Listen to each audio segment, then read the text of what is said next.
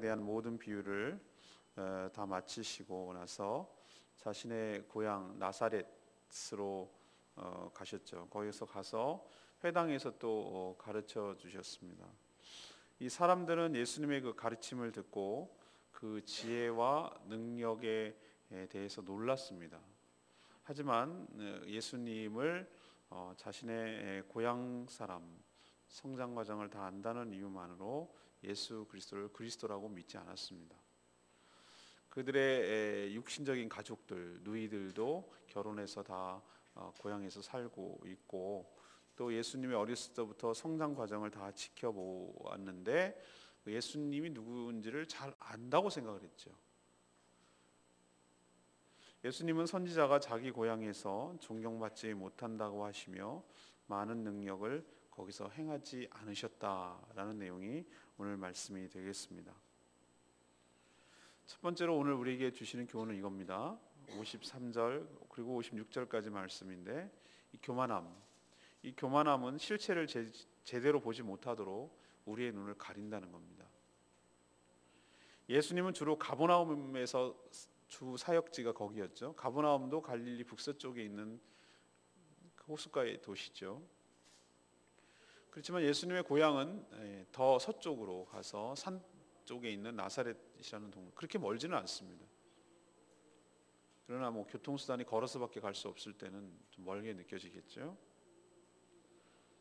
아마 가족들이 예수님을 찾아온 거 여러분 기억나십니까? 누가 내 형제요 자매냐고 그 할 때 아마 찾아오신 것으로 보입니다. 여러 가지 얘기를 나눴는데 그 내용은 전해지지 않습니다만 여러분 추측할 수 있겠죠. 소문이 이상하게 도는데 네가 미쳤다 하더라. 정신 차리고 집에 와서 또 가족 부양도 해야 되지 않겠냐 라는 쪽으로 얘기를 했겠죠. 아니면 어떤 식으로 얘기했겠습니까? 그렇게 밖으로만 돌지 말고 우리 고향에 와서도 좀 사역을 하고 좀 이렇게 해서 우리 가문의 위신도 높이고 내 얼굴 체면도 세워주고 좀 그러면 좋지 않겠냐, 이런 얘기도 했을겠죠. 한 다양한 얘기가 오갔을 겁니다. 어쨌든 그래서 그런지 몰라도 예수님께서 웬일이신지 자신이 태어난 것은 베들레헴에서 태어났지만 주로 자란 것은 아버지의 일하는 터전인 목소로 일했으니까 나사렛에서 자랐거든요. 그래서 예수님 앞에 여러 예수가 있으니까 나사렛 출신이라는 걸 보여주기 위해서 나사렛 예수라고 불렀어요. 거기가 성장 과정인 것이죠. 그리고 고향으로 돌아오셔서 회당에서 천국 복음을 가르치셨습니다. 그 예수님의 말씀을 들었던 사람들은 그 예수님의 탁월한 가르침에 놀랐다고 그랬어요. 54절에 보면 놀랐다고 그랬어요. 하지만 예수 그리스도를 메시아, 다시 말해서 그리스도 구세주라고는 믿지 않았어요. 그리고 배척했습니다. 이들은 예수님을 그저 인간적인 예수로 이해하고 있었어요. 태어나서 자란 모든 과정을 다 알고 있고 그의 부모도 알고 있고 그가 뭘 했는지 직업도 알고 있고 그의 형제들도 다 알고 있고 자기의 고향 나사렛에서 다 결혼해가지고 살고 있는 거 내가 알고 있는데 어디서 저런 게 나왔느냐 이거죠. 우리도 그런 걸 알면 예수님의 실체를 모두 간파했다고 그렇게 생각을 하는 경향이 있습니다. 그래서 가르침에 대해서는 놀랐지만 믿지는 않은 거죠. 예수님께서 왜 사람의 몸으로 입고 오신 것인지 몰랐습니다. 그것은 예수님의 겸손한 섬김을 나타내는 것이고, 이 땅에 오신 이유는, 사람으로 오신 이유는 사람이 되셔야 인간의 모든 죄를 대신 감당할 수 있는 대속의 죽음을 죽을 수가 있기 때문에 대속의 사랑이라는 것을 고향 사람들은 누구보다도 몰랐습니다. 우리도 아주 조금만 알면은 마치 다 안다고 생각하는 경향이 있습니다. 그게 교만함이죠. 교만함은 상대의 실체를 제대로 보지 못하도록 눈을 가려버립니다. 그냥 다 안다고 착각만 하는 것이죠. 그러나 실제로는 잘 모릅니다. 우리도 이런 경향이 있어요. 우리도 하나님에 대해서 자기가 아는 것만큼만 안다고 생각을 하는 거예요. 그것도 틀리게 자기식으로 안다고 생각하는 것을 다 하나님을 안다고 생각하는 경향이 있어요. 이 교만함의 극치죠. 그것이고 또 사람에게도 확대되어서 사람의 조그만 단서 하나만 가지고 있으면 그럴 것이다 라고 완전히 단정적으로 얘기를 하고 흑백 논리로 얘기하는 경우도 상당히 많습니다. 우리의 편견 그리고 우리의 선입견 이것들이 실체를 접근하는데 얼마나 큰 장애물이 되는지 여러분 삼가 조심해야 될 줄로 믿습니다. 특히 요즘은 많이 없어졌습니다만 지역 감정을 조장하는 사람들은 그런 사람들의 표를 주니까 그 사람들이 그걸 먹이로 해서 정치적 생태를 유지하는 거거든요.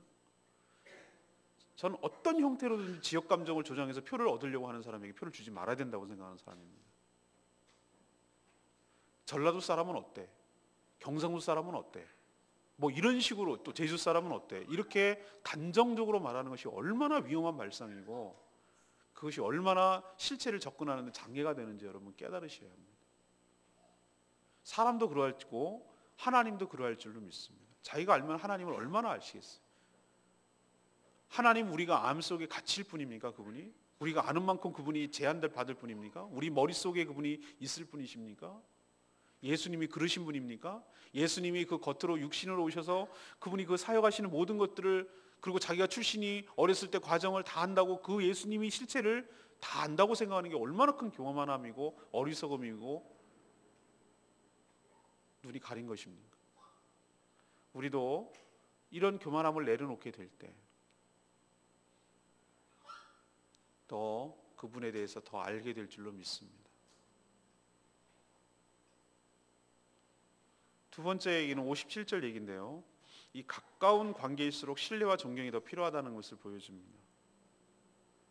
예수님은 자신을 배척하는 고향 사람들을 향해서 뭐라고 얘기했냐면은 선지자가 자기 고향과 자기 집 외에는 존경을 받지 않음이 없느니라. 너무 부정적인 부정의 부정을 써가지고 이게 무슨 말인지 헷갈리시죠? 그런데 단순하게 말하면 그거예요. 하나님의 종들이 자기 고향에서 오히려 배척을 더 받는다. 뭐 그 얘기예요. 그러니까 친밀한 사이일수록 더욱 멸시를 받는다는 속담을 인용한 것입니다. 인간은 묘하게도 자기보다 위에 있다고 생각되면 실제보다 더욱더 크게 생각하는 경향이 있어요. 또 반대로 자기보다 더 못하다고 생각하는 경우에는 아주 경멸하고 우습게 여기는 이런 잘못된 태도가 우리에게 있어요. 양극단적인 태도를 취하는 것이죠. 실제보다 더 높게 여기거나 실제보다 더 떨어뜨리게 보거나 자기를 기준으로 했을 때 이게 얼마나 상대를 이게 제한적으로 보게 하는지 몰라요. 저도 이런저런 사람들을 겪어보니까 아주 대단한 사람도 없고 아주 못한 사람도 없어요. 사람이 그래요. 악마성과 천사성이 다 갖고 있어요. 그래서 막 사람을 이렇게 세울 것도 아니고 사람을 함부로 깔아내릴 것도 아니에요. 우리도 충분히 그럴 수 있는 존재이고 남들이 보기에 우리의 그럴 가능성도 충분히 있는 존재입니다. 이들은 예수님이 누구신지 정말로 제대로 알았더라면 여러분 어떻게 취했을까요? 고향 사람들이 오히려 더 예수님을 더욱더 반기지 않았겠습니까? 그리고 고향에서 오랫동안 머물면서 밖에서 했던 여러 가지 사역들을 고향에서 더 많이 사역을 해주시기를 간청하지 않았을까요? 거기도 왜 질병이 있는 자가 없고 왜 귀신 들린 자가 없고 왜 어려운 자들이 없었겠어요? 이게 인간의 실존인데 그렇게 더 많은 사역을 하면 결국은 누가 이득입니까? 자신들이 이득이잖아요. 자신들이 해방이 되는 거잖아요. 그리고 이런 예수님이 정말 바깥에서 나사렛이라고 하는 촌동네에서 이런 대단한 인물이 나왔으면 오히려 자랑스럽게 생각해야 되지 않을까요? 나다니엘이 예수님 우리가 메시아를 만났다라고 빌립이 얘기하니까 뭐라고 그랬습니까? 나사렛에서 무슨 선한 것이 나겠느냐고 이렇게까지 얘기할 정도로 그 당시나 지금이나 마찬가지예요. 나사렛이라는 동네는 조그마한 촌동네예요. 촌동네. 아주 그냥 몇 가구가 안 사는 그냥 부락이죠. 오히려 이렇게 긍지감을 가지고 프라이드를 느꼈을 것인데 그렇지 못했어요. 인간은 가깝다고 생각하면은 무례한 경우가 참 많습니다. 의외로. 저는 가까울수록 예의가 필요하다는 생각을 해요. 인간으로서의 기본적인 예의, 그리고 존경과 사랑, 인간에 대한, 뭘 해서가 아니라 인간에 대한 기본적인 예의와 사랑과 존경이 필요하다. 이런 생각을 많이 하게 됩니다. 부부 사이일수록, 물론 유교식으로 굉장히 예의 범절을 따지고 이러라는 건 아니지만, 부부 사이일수록 가장 가까운 사이인데 어떤 예의라고 그럴까? 그 형식적 예의 말고 인간됨에 대한 존중과 사랑이 더 필요하고, 부모 자식 간에도 그렇고 스승과 제자 사이에도 그렇고, 한 더 확대돼서 모든 사람 사이에 그 최소한의 그 사랑과 존경, 존중함, 이런 것들이 필요하지 않는가라는 생각을 오늘 예수님에 대한 고향 사람들의 태도를 통해서 또 한번 확인하게 되는 것이죠. 마지막 세 번째는 무엇입니까? 불신은 능력과 은혜를 경험할 수 없다라는 것을 우리에게 뚜렷하게 보여줍니다. 예수님은 자신을 믿지 않고 배척하는 고향 사람들을 향해서 많은 능력을 행하지 않으셨습니다. 성경을 쭉 보면 일관되게 얘기하는 것이 있어요. 그것은 뭐냐면은 항상 하나님은 믿음으로 역사하심을 볼 수 있습니다. 하나님을 믿지 않아서 의지하지 않는 자에게는 아무런 역사도 은혜도 경험하지 못하도록 하셨어요. 이게 하나님의 하시는 일이에요. 믿지 않는 자들에게 무슨 기적을 베풀어도 어떻게 하겠죠? 또 꼬투리를 잡고 또 다른 기적을 요구할 거예요. 그리고 조금만 꼬투리를 잡아서 악평을 하고 또 그것을 공격하는데 악용을 하고, 안타깝게도 모처럼 고향으로 찾아오신 예수님을 배척함으로 예수님은 그들에게 능력을 행하지 않고 다른 마을로 가셨어요. 결과적으로 예수님을 불신한, 그리고 배척한 이 나사렛 사람들만 손해를 본 셈이죠. 아무런 역사가 안 일어났으니까.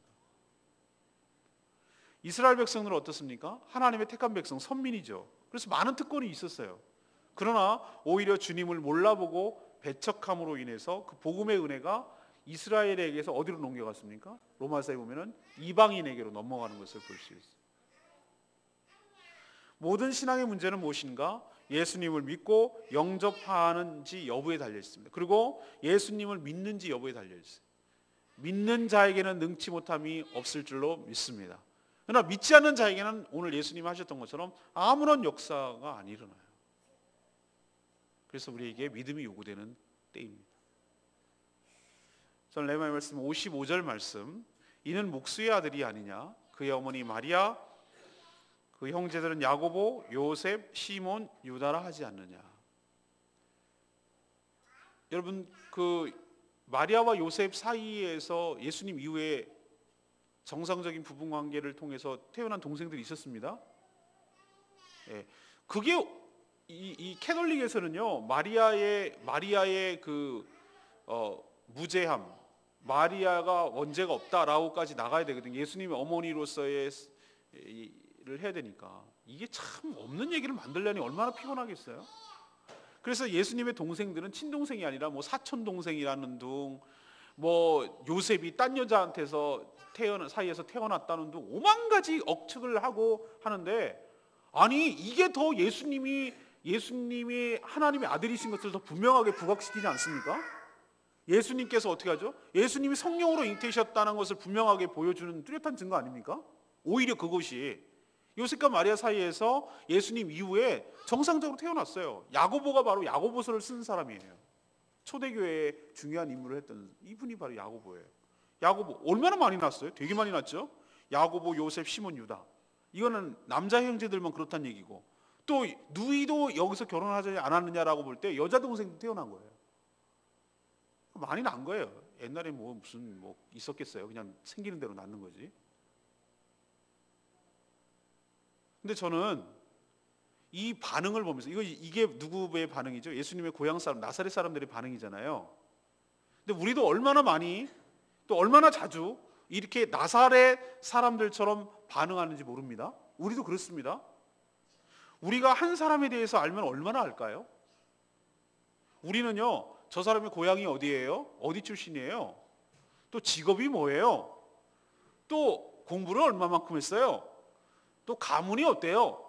그의 부모님이 뭡니까? 라고 이런 것 정도로 약간의 인포메이션 이런 것을 알면은 아까도 말씀드렸습니다만 저 사람에 대해서 완전히 다 간파한다고 그렇게 큰 소리를 치는 경향이 있어요.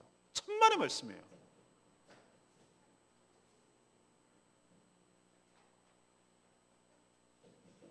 어떨 때는요, 20년이 넘게 산 아내도 낯설 때가 있어요. 내가 모르는 모습이 있을 때가 있다니까. 낯설다. 뭐 이런 거 몰라요? 그렇게 같이 살아서 다 알 것만 같은데도 모르는 면이 있어요. 이들이 예수님을 제대로 알고나 말하는 것일까? 이런 생각을 제가 많이 했습니다. 그리고 예수님이 육신으로 오신 이유를 알까? 이들이 제대로 알고나 할까? 또 요셉과 마리아를 부모로 둔 비밀을 이들이 알기나 할까? 이 예수님의 수태 과정에서 나온 그 천상의 비밀들을 이들이 알기나 하겠어요? 천사가 수태고지를 하고, 그죠? 성령으로 잉태되고 그 깨질 뻔한 것들을 묶어주시고, 이렇게 해서 정말 이 예수님이 이 가정에 태어난 이런 모든 사실을 제대로 알고 마치 다 아는 것처럼 얘기하느냐 이 말이죠. 우리가 정말 안다는 것은 자신이 모른다는 사실을 알 뿐이에요. 이게 아는 거예요. 가면 갈수록 제가 가면 갈수록 느끼는 바는 뭐냐면은 내가 정말 모르는구나 라는 것을 아는 거예요. 가면 갈수록 느껴요. 내가 목회를 정말 모르는구나. 또 사람에 대해서 정말 모르는구나. 말씀에 대해서도 정말 아는 게 아니라 모르는구나. 이런 것을 점점 알아가는 거예요. 그걸 아는 거예요. 그러니 옛날에 20대, 30대 얼마나 기고만장하고 세상을 다 거머쥔 양 그렇게 건방을 떨고 그렇게 살았던 걸 생각하면 지금도 마찬가지. 제가 10년 뒤에 제 자신을 또 보면 얼마나 그럴까요? 이런 생각이 들어요. 사람이 정말 뭣도 모르고 무식하니까 더 용감하다고 얼마나 또 그러고 살았을까라고 생각하니까 부끄럽죠. 우리는 겸손을 배워야 될 줄로 믿습니다. 하나님 앞에서 겸손하고 겸허해야 돼요. 모르는 저희들, 어린아이와 같은 저희들을 하나님 가르쳐 주시옵소서. 인생도 모르고 말씀도 잘 모르고 그러니 주님 늘 어린아이 같은 철없는 저희들을 가르쳐 주시옵소서. 깨우쳐 주시옵소서. 이렇게 겸손한 태도로 취해야지 마치 다 모든 것을 아느냐 하는 이런 교만한 태도는 은혜를 경험할 수가 없어요. 역사도 안 일어나고요. 저도 개인 에피소드를 얘기하면은 저희 아버님 목회하던 교회에는 저의 성장 과정을 다 봤잖아요. 근데 그분들이 다 이제 돌아가셨어요. 나이가 드시고 연세가 드시고 병 드시고 이래서 다 돌아가셨어요. 근데 제가 결혼 초기 이제 목사 이제 돼가지고 얼마 안 있을 때 가끔 이제 우리 아버지가 웬일로 저보고 우리 교회 오시라고 그래가지고 부흥회를 하라는 거예요. 부흥회를 그런 적도 있고 하여튼 가면 제가 목회자로 인정이 잘 안 되는 거예요. 어렸을 때부터 잘 자란 걸 봤거든. 맨날 반주하고 어린이들 가르치고 제가 교회 준 전도사였습니다. 청년 때부터 여름 성경학교를 하고 어린이들 찬양 지도를 하고 반주도 하고 그러고 지냈어요. 아버지가 목회를 하시니까. 저보고 이 선생이라고 불렀죠. 그게 더 자기들한테 권사님들한테 편해요. 근데 나중에 목사가 돼서 왔으니 이 입이 안 떨어지는 거예요. 여러분은 저를 처음부터 목회자로 봤기 때문에 입이 떨어지지만 그분들은 그게 안 되는 거예요. 이게 이렇게 힘든 거 어려운 거구나. 참 이것을 바꾼다는 게 어려운 거구나라는 것을 개인적으로 깨달았어요. 사랑하는 여러분, 우리도 요만큼 아는 것을 가지고 그 사람을 다 맞지 않은 것이냐, 내 손에 장악하고 있느냐 말하는 거 정말 옳지 않은 태도일 줄로 믿습니다. 우리가 성경 몇 개월 아는 거, 좀 신앙생활 좀 몇 년 했다는 거 가지고 마치 자기가 다 아는 거냐 얘기하는 거 정말 옳지 않습니다. 제가 해보니 제가 아까 말씀드렸잖아요. 모른다는 사실을 알 뿐이에요. 점점 모른다는 사실, 내가 너무 모르는 게 많구나 라는 것을 깨우쳐갈 뿐이에요. 그러니 우리는 사람 앞에, 특히 하나님 앞에 겸손한 태도로 늘 배우려는 자세로 우리가 있을 때 하나님께서 은혜를 주시고 하나님께서 축복하여 주시고 하나님께서 역사하시고 하나님께서 모든 일을 우리에게 주실 줄로 믿습니다. 오늘 말씀 붙들고 기도하기를 원합니다. 찬양집 247장 부르고 기도하겠습니다.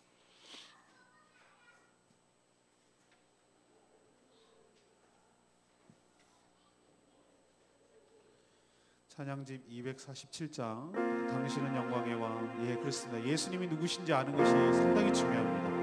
높은 하늘의 영광, 예수님 메시아가 되신 줄 믿습니다. 고백합니다. 당신은 영광의 왕. 당신은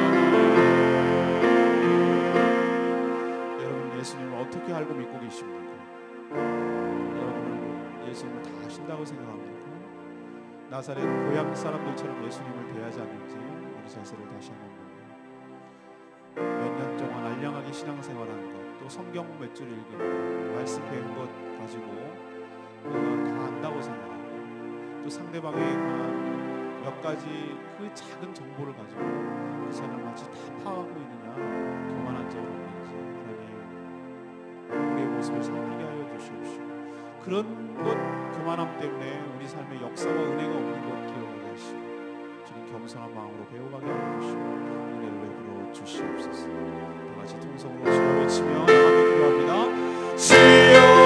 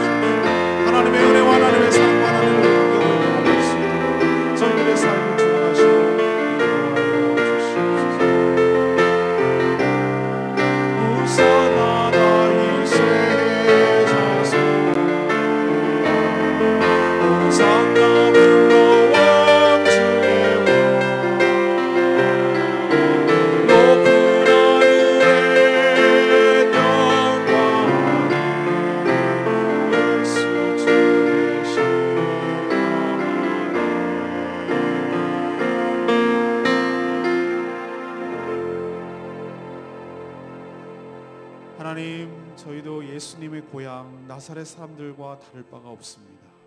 아주 조금 아는 것 가지고 다 아는 것인 양 건방을 떨며 교만합니다. 가까울수록 우습게 여기고 편할수록 함부로 대합니다. 예수님은 보여주신 그 겸손과 낮아지심을 깨닫고 본받게 하여 주시옵소서. 믿지 않은 불신은 아무런 기적도 은혜도 역사도 없음을 깨닫게 하여 주시고, 결국은 이런 것들이 자신만 손에 힘을 알게 하여 주시옵소서. 주님을 환영하기를 원합니다. 모시기를 원합니다. 영원토록 함께 있기를 원합니다. 저희들의 교만과 불신을 거두어 주시고 사랑과 은혜로 풍성하게 채워 주시옵소서. 저희들이 늘 겸비한 태도로 주님의 말씀을 배우기를 원합니다. 어리석고 우둔한 저희들을 가르쳐 주시옵소서. 저희들이 하나님 앞에 섰사오니 저희들 깨우쳐 주시고 오늘 하루도 인도하여 주시옵소서. 한 주 보낼 삶을 의탁하오니 주님 저희들을 통행하여 주시옵시고 사단마귀 틈타지 않게 하여 주시옵시고 말씀으로 믿음으로 승리하는 저희들 될 수 있도록 축복하여 주시옵소서.